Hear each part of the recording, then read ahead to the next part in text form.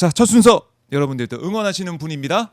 지방시대위원회 부위원장을 맡고 정말 열심히 불철주야 뛰고 있는 신용환 부위원장 만나보겠습니다. 안녕하십니까? 네, 안녕하세요. 네, 반갑습니다. 아, 늦었지만 새해 복 많이 새해 복 받으세요. 많이- 네, 오마이에 새해 들어 처음 오십니다. 네네. 자, 본격적으로 들어가기 전에 그래도 인사 말씀하셨으니까 네네. 카메라 보시고 정식으로 새해 인사 좀 해주십시오. 네, 새해 적토마의 기상으로 말의 해잖아요, 병원연. 맞아요. 적토마의 기상으로 하시는 일 모두 승승장구하시고 헐헐 승천할 수 있도록 아. 말이 날개를 달고 날아가는 정도의 기상으로 네. 승승장구하시길 기원드립니다. 아, 고맙습니다.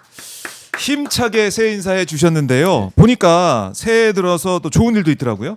민주당에서 당대표 1급 포상을 받으셨어요. 아, 네, 그 오. 공익제보자들 공익제보자들. 5분을 해서 네. 5분이 그 중에 이제 저희 1, 2, 3호가 있었죠. 강혜경 씨랑 김태열 소장님. 제가 2호고 이제 강혜경 씨가 1호고 그랬는데 아, 사진 제가 보고 있습니다. 네, 표창장하고 그다음에 엊그제 기념사진. 이제 그 3대 특검 끝나고 네. 공익제보에 대한 공로로 일종의 특별사항을 수상해 주셔서 사실은 이제 네. 당 대표 포상을 기존에도 탄 적이 있었는데 이제 많이 고생들 하신 분들이 많은데 말씀드리기가 못해서 일체 말씀 안 드리고 있다가 네. 이번 건 의미가 좀 달라서 제가 처음으로 공개를 했습니다.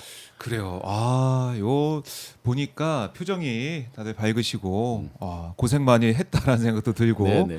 여러 가지 뭐 소감, 소회 이게 좀 실제로 느껴질 것 같습니다. 그 저 이따가 뭐 정구승 변호사도 오시지만 네. 강혜경 씨 등등 이렇게 말씀 나누다 보면 눈물 나는 얘기가 너무 많아요. 그렇죠. 저는 조금 더 다른 케이스로 이렇게 했지만 저 두 분은 또 명태균 씨랑 직접 맞닥뜨려서 재판을 네. 또 막 받고 막 하잖아요. 조사도 받고. 그렇죠. 그래서 눈물 나는 얘기가 많은데 아마 김태열 소장님 같은 경우에 이번에 그 추징금 뭐 이런 것도 있을 거예요. 그래서 혹시라도 뭐 기회가 된다면 제가 법적으로 뭐 세세하게 안 따져봤는데 네. 가능하다 그러면 그런 거에 후원금 같은 게 있으면 좋을 것 같습니다. 네네. 고통받고 있는 사안들이 있으니 알겠습니다. 다시 한번 축하드리고요. 그동안 애 많이 쓰셨다라는 생각이 듭니다.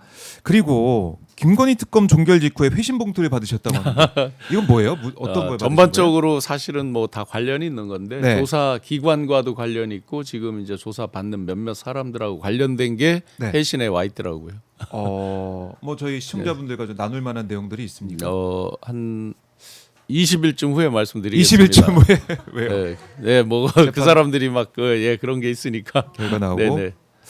궁금한데요. 네, 봉투에 뭐 뭐가 대단히 들어있을지. 궁금한 건 아니지만 어쨌든 뭐 직접적으로 그들이 지금 예. 관련돼 있는 게 있으니까. 네. 2차 알겠습니다. 특검 아마 통과할 쯤, 뭐 시작할 쯤. 네네. 알겠습니다. 저희가 뭐 딱 지켜보도록 하고요. 그리고 지금 박정호 핫스팟 여러분들 함께하고 계신 분들 좋아요 버튼 한 번씩 꼭 눌러주시고요. 신용환 우리 부위원장 응원하는 댓글도 올라오고 있고 의미 있는 표창장 축하합니다. 이렇게 댓글 달아주시기도 하고. 근데 뭐 훨씬 고생하신 네. 민주 시민들이 많으시기 때문에 사실은 이제 소위 지도자급에 있다는 사람들이 자랑하고 이런 건 맞지 않는데 그래요. 하여튼 의미가 좀 각별해서 네. 이번에 공개했었습니다. 알겠습니다. 자, 좋아요, 그다음에 구독 못하신 분들 꼭 해주시길 바라겠습니다. 보디보디님도 축하의 말씀을 주고 계시고요. 고맙습니다. 자, 제가 모두에 말씀드린 것처럼 윤석열에 대해서 오늘 구형이 있습니다. 네네. 뭐 구형으로 끝나는 건 아니지만 특검이 이 사안을 보면서 사형이냐 무기징역이냐 이 두 가지 중에 하나로 구형할 걸로 예상이 됩니다. 일단은 어떻게 좀 예측을 하십니까? 제가 책을 쓰면서 예. 지난주까지 이제 원고를 정리해서 이렇게 넘기면서 자료와 제가 그 동안에 이제 가지고 있었던 자료 그리고 직접 수기로 작성한 메모 이런 것들을 다 종합해보고 네. 재판에 임하는 태도, 진정성 있게 반성을 했느냐, 또 진정성 있게 국민들에게 사과했느냐 여러 가지 관점에서 봤을 때 첫째로 전혀 반성 사과가 없었다. 네. 둘째로 이들이 변명하는 것 중에 보시면 뭐 겁만 주려고 했다 말도 안 되는 소리고요. 몇 시간 만에 해제됐다 자기들이 자발적으로 해제한 게 아니잖아요. 죽은 사람이 없다, 사상자가 없다, 결과론적인 얘기잖아요. 그렇죠. 민주 시민들, 국민들 특히나 이제 국민을 대표하는 국회 여기서 효율적으로 효과적으로 대처가 안 됐다고 한다면 결과로는 굉장히 많은 사상자가 있을 수 있는 거잖아요. 네. 등등 그리고 마지막 이제 전두환과의 차이점은 내란 목적 살인, 전두환은 내란 목적 살인이 있었거든요. 사형이 구형됐고 96년도에 79년 80년에 있었던 일이지만 96년에 전두환 사형 노태우 무기징역이었단 말이에요. 구형 자체가. 그런데 내란 목적 살인은 없지만 살인 미수란 말이에요. 실제로 자기들이 자발적으로 해서 거둔 게 아니란 말이죠. 그렇죠. 자기들은 뭐 그렇게 해서 금방 그쳤다고 그러지만 또 2차 비상계엄을 하려고 했던 사람들이잖아요. 사실상. 네, 네. 그렇게 본다 그러면 사형을 구형하지 않을 이유가 하나도 없다. 뭐 개전에 정이 있어야 조금이라도 봐줄 여지가 국민들 마음속에 생길 만한 일을 한 게 없다. 특히나 방청석에 방청하는 그 자기 지지자들을 보고 하는 그런 오만한 태도는 오히려 법정에서 정치질을 하고 있었다. 이들은 법정 정치. 김용현 씨도 마찬가지고 그런 점까지 보면 오히려 반성은커녕 자기들의 그 지지 세력을 이용해서 계속해서 정치를 하고 있기 때문에 비아냥대고 정치를 하고 있기 때문에 오히려 매를 더 벌고 있다. 그렇다고 보면 중형을 선고하지 않을 이유가 없다. 법정 최고형을 선고해야만 한다. 다만 한국이 사형 지금 사실상 사형 폐지에 가까운 이제 폐지 국가이지만 그거는 심리적 위화 차원 그리고 그를 지지하는 사람들에 대한 어떤 경고성 이런 것들까지 다 겹쳐 있기 때문에 반드시 법정 최고형을 내려야만 한다라고 생각합니다. 오늘 구형도 사형이 구형이 돼야 되고 선고도 사형이 선고가 돼야 된다. 봐줄 거군요. 봐줄 이유를 찾으려면 뭐 반성의 여지가 있다든지 하고. 솔직하게 뭐를 인정을 한다든지 이런 게 전혀 없고 특히 법정에서 이런 말도 한 적은 있어요. 뭐 저 때문에 고통받은 뭐 군인들 충성하는 군인들 그러면 그조차도 갈라치기를 하는 거예요. 국민들에 대한 사과를 해야 되는 거죠. 정확하게는 자기가 동원해서 자기 말 잘 들은 군인들한테만 미안하다? 말도 안 되는 얘기죠. 말도 안 되는 얘기다. 그래서 이번에 이제 법정 그 내용 재판 내용이 우리가 영상을 통해서 볼 수가 있었기 때문에 윤석열의 이 민낯을 우리가 본 거 아니겠습니까? 본 게 저 정도예요. 만약에 정도다. 중계 안 했으면 어떻게 될 뻔했어요. 아마 뭐 정말 속된 말로 가관이었을 거예요. 네, 그래요. 그리고 이번에 이제 5일에 특히 법정에서 윤석열이 계엄을 말리는 사람이 없었다 이런 취지의 또 말을 해가지고 많은 국민들이 분노를 하셨는데요. 못 보신 분도 있을 것 같아서 좀 어떤 지경인지 잠깐 그 영상 잠깐 보고 오겠습니다. 이 계엄이 여소야대가 심하고 또 야당이 이렇게 기세가 등등하니 뭐 이 계엄 이게 오래 갈 수 있냐? 상식적으로도 그런 게 충분히 생각될 수 있는 거 아니에요? 네. 그죠? 네. 근데 총리하고 국무위원들이 와가지고 얘기를 하는데 최소한의 정무 감각이라도 갖추고 있는 사람들이었으면 오히려 대통령한테 무슨 뭐 외교 관계가 어쩌니 뭐 민생이 어쩌니 얘기할 게 아니라 아니 대통령님 이거 계엄 선포해 봐야 이거 하루 이틀이면 저 사람들이 달려 들어가고 이거 계엄 해제할 텐데 그러면 대통령님만 이게 우세 떠는 게 되고 좀 창피스러울 수 있고 오히려 야당한테 막 역공당할 수 있지 않겠습니까? 이런 얘기를 사실은 좀 나도 기대하고 그럴 수 있는 상황인데 그런 얘기하는 사람 하나도 없단 말이에요. 네, 그렇습니다. 네. 증인은 나하고 그런 얘기를 했잖아요. 현재에서. 네. 근데 그 옆에 총리나 뭐 장관들 그런 얘기를 안 꺼내는 거 보고 좀 답답해하지 않았어요? 네, 아무도 그런 얘기 없었습니다. 야, 어떻게 이럴 수가 있습니까? 보시다시피 반성의 여지가 없죠. 자기가 마음 먹었는데 말리는 사람이 없어서 했다는 얘기예요. 그러면 평소에 뭐 가까이서 많이 봤지만 조금만 수틀리면 불같이 화내고 뭐 이 액션 하고 지금도 막 수도 없이 액션을 하잖아요. 그런데요. 하면서 하는데 웬만한 그동안 이렇게 말 잘 들어왔던 어떤 관료 이런 입장에서 과연 입 바른 소리를 목숨 걸고 할 사람이 쉽게 있겠는가? 그럼 그게 없어서 했다는 얘기. 전체적으로 제가 이런 말씀 많이 드렸죠.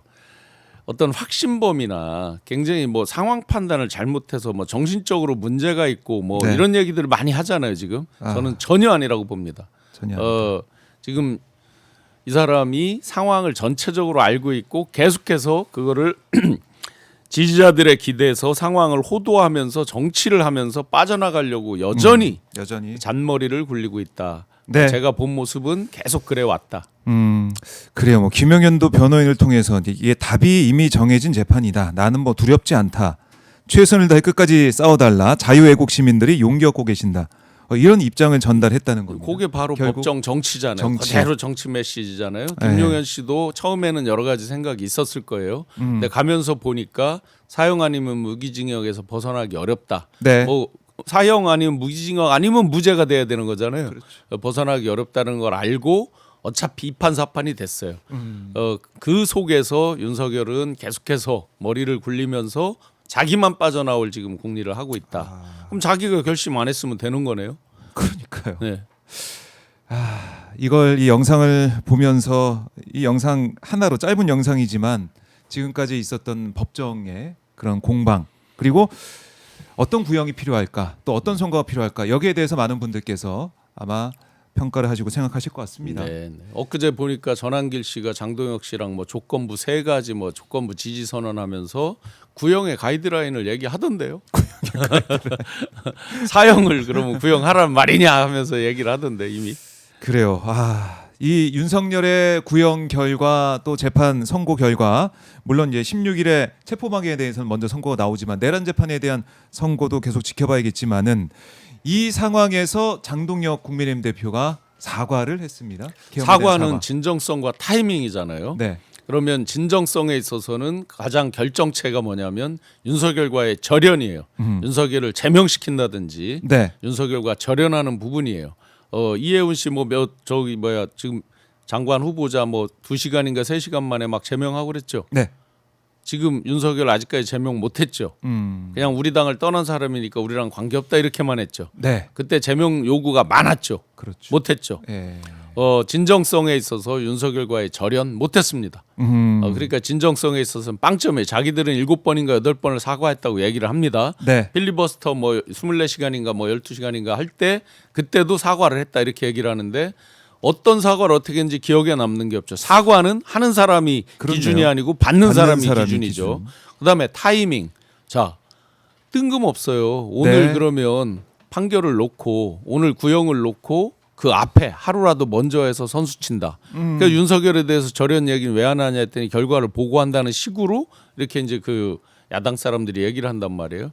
진정성도 안 맞고 타이밍도 안 맞다. 네. 특히나 자기만의 어떤 타임 프레임이 있다고 그랬어요.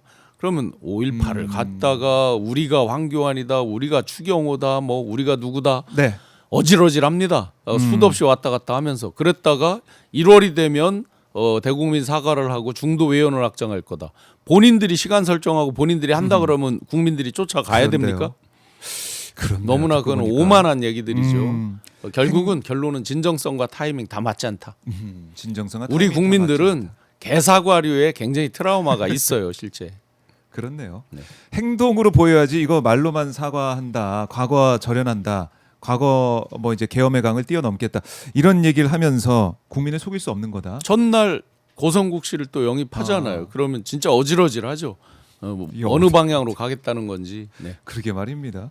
말은 사과한다고 하면서 행동 실제적으로 벌어지는 일을 보면은 윤어게인하고 다른 게 없어 보이니까. 윤호개인 세력에서 한 발짝도 비껴나지 못한 거죠. 그러니까 바로 전한길 씨가 조금이라도 틈이 보이니까 경고하잖아요. 3가지 조건부로 지지하겠다 하면서.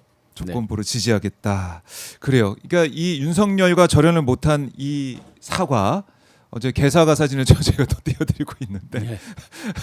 예, 이 개사가 사진이 떠오르는 게 아니냐라는 거고 당명을 바꾼다 그래요? 당명 바꾸면 뭔가 좀 새롭게 보입니까? 어떻습니까? 포대가리라고 우리 흔히 네? 많이 이야기하잖아요. 포대가리. 포대가리. 네. 원산지 이런 거 쏘기고 막 할 때. 포대가리. 예, 내용물은 하나도 바뀐 게 없어요. 포대를 바꾼다. 네, 겉에 이제 포대만 바꾸는 거죠. 예. 자기들이 이렇게 싸울 시간에 보수의 근본 가치, 철학, 아이덴티티 이런 거에 대한 재정립 노력을 하지 않으면 네. 결국 보세요. 탄핵의 강을 건넌다라고 말하는 게 2018년부터 해서 아직까지 탄핵의 강을커녕 여의도 국회 옆에 서강대교도 못 건너갔어요. 그러면 지금은 탄핵의 강 정도가 아니라 내란의 강이란 말이에요. 비상계엄의 강, 내란의 강이란 말이에요. 네. 어떻게 건너려고 그래요? 그러니까 아예 이름을 뭐 100번을 바꾸든 1000번을 바꾸든 내용물이 바뀌지 않는 한 그들의 중심축 네. 어떤 기둥을 세우지 못하는 한 바뀔 게 없다. 사람들은 잠시는 속는 것 같지만 길게 영원히 속일 수가 없다 국민들을. 네. 그리고 보니까 지명직 최고위원 자리에 조강한 이 남양주 병 당협위원장을 지명을 했는데 두 가지 측면이 있을 겁니다. 한동훈 대표 당시에 출마하지 말아라고 2024년 7월에 네. 전당대회를 앞두고 강력히 반대를 했던 세력이죠. 그렇죠. 또 한 가지는 계곡 기억나시죠? 계곡 강력하게 이재명 대통령이 철거하고 할 때 아하. 트러블 빚었던 남양주 그 당시 시장을 했었나 그랬죠. 예. 그래서 민주당의 남양주 시장인가 있다가 이제 국힘으로 스카웃돼서 갔었죠. 아하. 그 트러블을 놓고 그랬기 때문에 아마 두 가지 포석을 다 고려했을 겁니다. 탄핵을 반대하는 당협위원장 모임에서 주장을 해왔던 조광한 최고위원. 글쎄요, 이 인사를 보면은 국민들께서 이게 뭔가. 그러니까 개사과 얘기가 나올 수밖에 없죠. 전날 고성국 씨 영입하고 예. 사과하고 또 최고위원은 조광한 씨 영입하고 정책위의장은 또 정점식 찐윤 핵심이라고 부르는 네. 검사장 출신 정점식 씨를 또 임명하고. 그렇네. 그 말과 행동이 이제 따라가고 있는 것이고, 그리고 이제 한동훈 전 대표를 이른바 이제 몰아내기 위한 그런 프로세스가 작동되고 있는 게 아닌가 생각이 드는 거 아니겠습니까? 징계는 한다고 봅니다. 오늘 윤리 첫 네, 회의가 있더라고요. 윤리위원회 그 위원장을 좀 아는 분인데 이분이 이제 중요한 얘기를 했죠. 예. 법률적인 관점 외에 정치적인 관점까지 고려를 하겠다라고 얘기를 했죠. 그러면 정치적인 부분은 뭐겠습니까? 원래 이제 법률적인 건 본인들이 징계하기가 쉽지 않아요. 윤리위원회에서. 네. 왜냐하면 사법기관이 아니기 때문에 그걸 차명으로 뭐 IP를 도용했네 말했네 하는 건 수사를 해야 되는 거잖아요. 결국은. 그러니까 그건 윤리위에서 직접 할 수는 없고 네. 수사기관에 뭐 수사를 의뢰한다든지 이런 건 할 수 있는 거고 궁극적으로는 사실은 이제 정무적 정치적 책임을 묻는 거긴 한데 미리 말로 법률적 책임 외에 정치적 책임을 묻겠다라고 한 부분은 분명히 징계를 한다는 뜻으로 보여지고 여기에 이제 배경으로 보면 사실은 지금 장동혁 대표가 여론조사에서 보수 진영 1등이 나온 적이 있거든요. 네. 이게 이제 취하는 거예요. 1등을 했었기 때문에 하늘의 태양이 두 개가 될 수 없다라고 생각을 하고 징계를 한 6개월 이상만 해놓잖아요. 어떤 현상이 생기느냐. 지방선거에 지금대로 간다 그러면 질 확률이 더 높게 보여지죠. 그렇죠. 그러면 지방선거에 졌을 때 당대표가 거의 뭐 붙어 있을 경우가 없잖아요. 여든 야든. 그러면 그 뒤에 전당대회 거기에서도 징계 때문에 한동훈 씨 또는 한동훈 세력이 출마를 못하는 경우가 있겠죠. 이렇게 이제 연속이 되기 때문에 그래서 징계는 분명히 할 것 같다라고 보여집니다. 그러니까요. 이 윤민우 신임 윤리위원장이 아까 정치적 책임 말씀하셨는데 이렇게 얘기를 했습니다. 윤리적 책임과 그 윤리적 책임으로부터 파생되는 직업 윤리로서의 정치적 책임. 그건 오늘 새로 얘기를 했나 보네요. 직업 그죠? 윤리라니까 네네. 어떻게 보면은 한동훈 전 대표 당 대표로서 이 당원 게시판을 어떻게 했느냐 네. 이것도 좀 보겠다는 것 같기도 하고 정치적 책임을 묻겠다. 여기에 결과가 좀 보인다. 막스 베버가 얘기하는 직업 윤리로서의 소명으로서의 직업 네. 윤리와 소명으로서의 뭐 이런 것들을 많이 읽으셨는가 봐요. 그래요. 그럼 이렇게 한동훈 전 대표가 징계를 받는다 이렇게 되면 국민의힘은 어떻게 됩니까? 이게 이제 징계 수위가 예. 아마 굉장히 정교하게 짜고 있을 거예요. 이 주도권을 가진 자들은 뭐냐면 한동훈 대표가 있고 그 세력이 있잖아요. 이걸 나누어서 아마 판단을 할 거예요. 그러면 최소한 이제 한동훈 대표를 막을 부분은 이번 지선에서의 영향력을 최소화시키고 다음번 전당대회도 못 나오게 한다. 요게 기준점이 될 것이고 네. 한동훈 전 대표의 세력에 대해서는 모두 막으면 이 밑바닥에서 흔들리는 경우가 있거든요. 지역에서 이번에 이제 지방선거는 시의원, 뭐 도의원뿐만 아니라 군의원 이런 이제 지방의원, 기초의원까지 다 뽑는 거잖아요.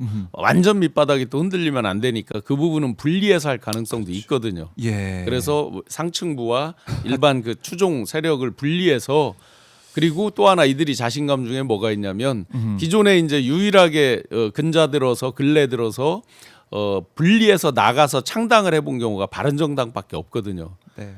몇십 년 역사에 사실상 없어요. 그렇죠. 그러면 지금 한동훈 세력 정도 가지고 나가서 창당할 수 있을 거냐에 네. 대해서 없다라고 이들은 이미 결론 내리고 있습니다.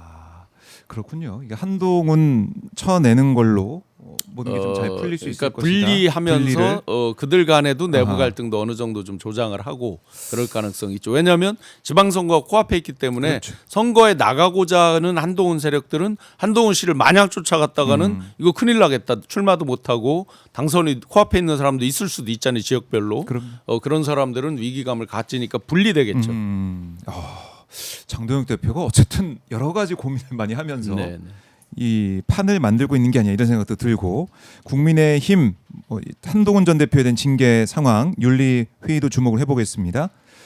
그리고 이번에 이제 검찰이 지난번에는 영장 이제 반려를 했는데 신청한 걸 경찰에 신청한 걸 이번에는 정광훈 구속영장을 청구했네요. 장동혁 대표가 좋아하겠는데요. 왜냐하면 장동혁 대표가 엊그제 예. 사과한다 그랬을 때 대표적으로 전한길 씨가 이제 조건부 뭐 지지를 한다 뭐라 얘기를 했고요. 아하. 전광훈 정광훈 씨가 예. 강력히 자유통일당 뭐 등등 이름으로 이제 강력한 어떤 반발이 있었어요. 반발 세력 한 분이 이제 구속영장이 청구됐네. 그래요. 서부지법 폭동 이제 직전에 광화문 집회에서 당장 서부지법으로 모여서 국민 저항권을 발동해야 된다. 뭐 이런 식의 주장을 했는데 저분들은 뭐 전가의 보도처럼 완전히 자기들의 전유물 무기처럼 국민 저항권이라는 말을 하는데 아하. 로크가 이제 얘기했을 때의 국민 저항권은 17세기, 18세기 절대 왕정에 대한 그 저항이잖아요. 지금 절대 왕정은 최근 들어서는 윤석열 씨밖에 없었단 말이죠, 사실상. 네. 누가 누구한테 저항을 한단 말이에요. 국민이 누가 국민한테 누구한테. 저항을 한다는 말이에요. 전혀 맞지 않는 얘기들입니다. 그래요. 그러니까 지난번에 경찰 출두하는 모습 저희가 잠깐 보여드렸지만 거기에 나와서도 궤변을 쏟아냈고 네. 경찰 수사를 받으면서도 어떻게 보면 영장이 이게 신청을 했는데 그게 이제 반려가 되면서 검찰선에서 보강 수사를 또 한 거 아니겠습니까? 네. 그 이후에 검찰이 영장을 청구를 했고 아마 이제 다음 주 화요일에 영장 심사가 있을 것 같아요. 네, 네. 어떻게 예상하십니까? 영장. 전광훈 씨에 대한 부분요. 예. 저는 해야 된다고 보고 당연히 이건 종교적 고려가 아니다. 예. 그래서 영장 사회적 발부가 고려고 될 거다. 그다음에 정치적 고려를 떠나서 법률적 네. 원칙대로 가야 된다. 발부해야 됩니다. 발부를 아니 해야 사실상 참 어머니 한학자 씨 뭐 이런 부분하고 뭐 그동안 해온 언행과 이런 걸로 보면 무게에 있어서 예. 결코 가볍다고 볼 수도 없잖아요. 아하, 그렇네요. 영장 발부가 될 것이다 이렇게 예측을 해주셨습니다. 그리고 주말에 다음 주에. 광화문 나가 보면 예. 마치 한쪽은 자기들 전유물처럼 아예 아. 그냥 연중으로 대놓고 그렇게 하는 이런 모습들 이제 좀 끊어야 된다고 봅니다. 알겠습니다. 자 그리고 속보가 들어왔는데요. 윤석열 대통령의 이제 이 구형이 있을 결심 공판 이제 뭐 시작이 된 상황이 됐고 8명이 다 오늘 얘기를 합니다. 최후 진술하는데 주기현 판사가 어떤 얘기를 했냐면 충분히 시간을 주겠다고 했어요. 그래서 아마 당장 구형 결과 나올 것 같지는 않고 네. 아마 시간이 좀 꽤 걸릴 것 같습니다. 아마 또 춥다 추워 나오겠네요. 추워. 저 난방기 꺼지는 시간 5시 네. 반인가에 꺼진다 그랬는데 그러게요. 헌재 때 마지막 최후 변론하는 거 보셨잖아요. 네. 호수위의 달 그림자, 부정선거, 중국 개입설 뜬금없는 소리를 계속하면서 네. 엄청나게 이제 궤변을 장시간 내려놓잖아요. 아하. 이번에도 전혀 새롭게 반성하는 이런 건 없다. 기존 주장해 온 거에서 그거 모아서 연속선상에서 최후 진술을. 최후 진술을 할 것이다라고 예상됩니다. 알겠습니다. 자 그리고 이재명 대통령이 오는 13일, 14일인가 1박 2일 일정으로 일본을 방문합니다. 네. 일본 나라현을 방문해서 오늘 셔틀 외교 방일 일정 발표가 있었어요. 단순히 서울과 도쿄 오가는 게 아니라 지방 정부 활성화에 방점을 찍은 방일이다. 지방시대. 예, 이것도 의미가 있네요. 예, 도쿄에서만 하는 게 아니라 예. 물론 다카이치 총리의 고향이지만 도쿄에서 멀진 않지만 나라현에 가서 하는 거 분명히 메시지가 있는 거죠. 예. 그렇네요. 예, 와, 이렇게 지방시대. 또 이제명 대통령이 지금 지역 경영 발전에 대전 충남 그다음에 광주 전남 통합 얘기를 하고 불이 막 있는데. 붙고 있기 때문에 오. 그거에도 연결되는 메시지일 수 있습니다. 이재명 대통령 이런 거 보면 정말 외교를 정말 잘한다. 네, 외교뿐만 아니라 전체를 예. 평면으로만 놓고 보는 게 아니라 매트릭스 입체로 놓고 설계를 하는 분입니다. 그렇네요. 이 한일 셔틀 외교 열리는 그 장소도 도쿄뿐만이 아니고 네. 지역에 가서 또 이걸 또 보면서 지역 균형 발전을 또 강조하는 오늘 하나의 아마 그래서 한 수가 되고. 광주 전남 의원들 그리고 저 지자체 장들하고 같이 미팅을 하죠. 네, 오찬이 또 예정이 돼 있죠. 자, 이 지방시대위원회 부위원장을 또 맡고 계시니까 5극 3특 이거 좀 어떻게 좀 진행이 되고 있습니까? 5극은 이제 5개 큰 권역으로 나누는 거거든요. 수도권 1극화. 전 국민의 52%가 몰려 살고 있고 산업 생산도 53%를 수도권에서 담당하는 이 체제로는 안 된다. 네. 해서 5개 권역으로 나누어서 그 중에서 이제 충청권이 대전 충남, 충남 대전이 통합론을 하고 있고 뒤에 후발로 왔지만 광주 전남, 전남 광주가 이제 통합 선언을 했잖아요. 그런데 속도는 더 빠를 수도 있어요. 실제로 이해관계가 훨씬 더 일치하는 면이 있어요. 왜냐하면 인근 지역과의 갈등 이런 것들이 일부 있을 수 있는데 네. 전북은 특별자치도로 빠져 있잖아요. 광주 전남이 속도를 더 낼 수도 있고 또 단체장들이 민주당 단체장들이잖아요. 그러면 현 정부와 맞추어서 가는 부분은 네. 정확히 속도를 더 낼 수도 있다. 만약에 합쳐지면 인구가 320만 명입니다. 와.